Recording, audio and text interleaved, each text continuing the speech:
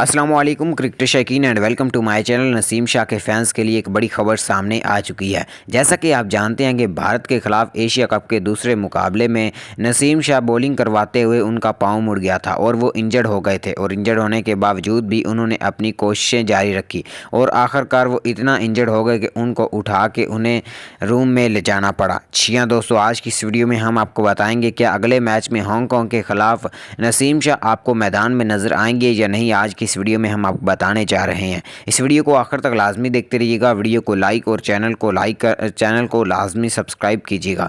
ख़वातीन हज़रात, पीसीबी के चेयरमैन का क्या कहना है ये भी आपको बताते हैं। पीसीबी की रिपोर्ट के मुताबिक नसीम शाह इस वक्त 100% फिट हैं और पीसीबी का ये कहना है कि वो हांगकॉन्ग के खिलाफ आपको मैदान में बॉलिंग करवाते हुए भी नज़र आएंगे।